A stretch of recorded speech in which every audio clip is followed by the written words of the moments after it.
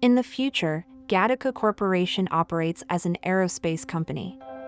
In this era, people's DNA is scrutinized to ascertain their societal roles. The protagonist, portrayed by Ethan Hawke, is afflicted with a congenital heart ailment that disqualifies him from space travel opportunities. Vincent Freeman, as named by society, is labeled unsuitable due to his genetic composition, relegating him to the lower echelons of humanity, where he's relegated to unskilled occupations. However, he ingeniously assumes the identity of a genetically superior athlete, enabling him to pursue his aspiration of journeying through space. I gotta get going. Where's my sample? In the refrigerator, door on the left. You think I should test it? There is more vodka in this piss than there is piss. All right, I'm sorry. Try Fridays, that one will be okay.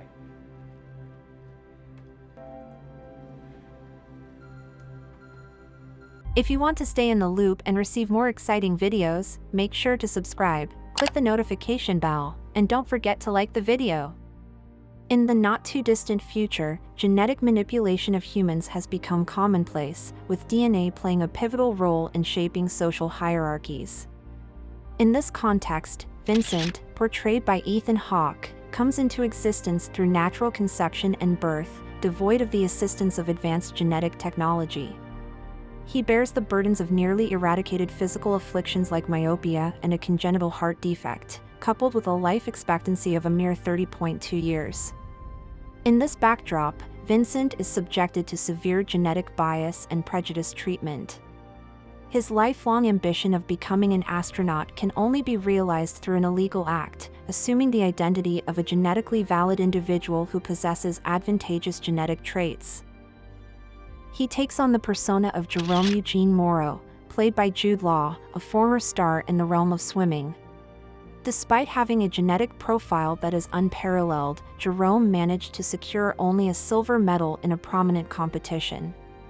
Subsequently, he tried to end his life by jumping in front of a car, but his attempt left him paralyzed from the waist down. Importantly, this incident occurred beyond the nation's borders, and thus, nobody is aware of his newly acquired physical impairment. This circumstance allows Vincent to effectively acquire Jerome's identity without arousing suspicion. Vincent goes to great lengths, including undergoing orthopedic surgery to increase his height, persistent training to favor his right hand over his left, and using contact lenses to replace his glasses and match Jerome's eye appearance. He strategically employs Jerome's genetically valid DNA in samples of blood, tissue, and urine to successfully navigate any genetic scrutiny. However, he must meticulously erase any traces of his original identity as an invalid.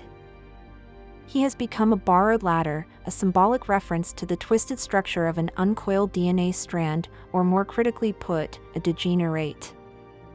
Benefiting from Jerome's remarkable genetic profile, he effortlessly secures entrance into the prestigious Gattaca Aerospace Corporation, the foremost conglomerate in space travel during that era. His interview solely involves a urine test.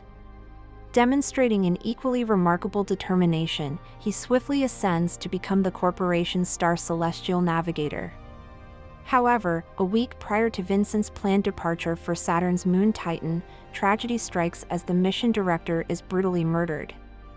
Regrettably for Vincent, incriminating evidence of his own invalid DNA is discovered within the facility, manifesting as an eyelash.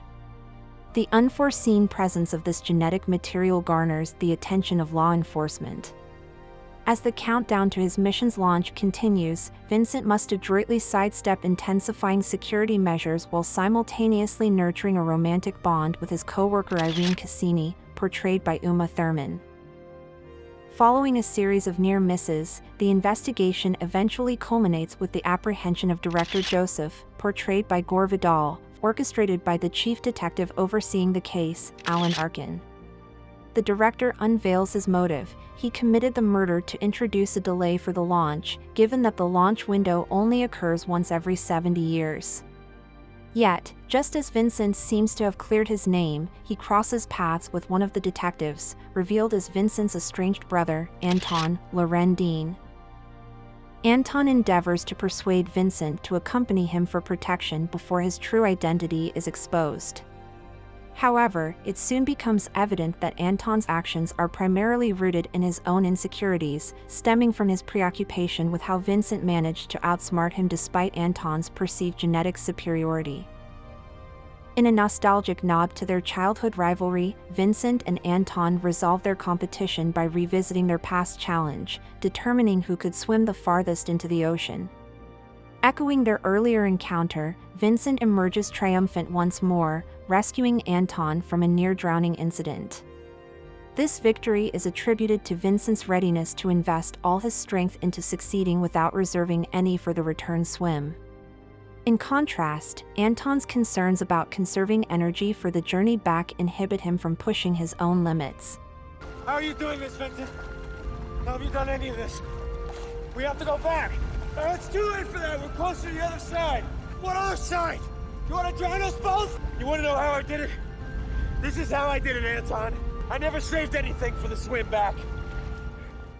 As the long-awaited launch day finally arrives, Jerome bids Vincent a heartfelt farewell and discloses his own intention to embark on a journey as well. He unveils a profound gesture. He has meticulously stored enough genetic samples to sustain Vincent for 2 lifetimes.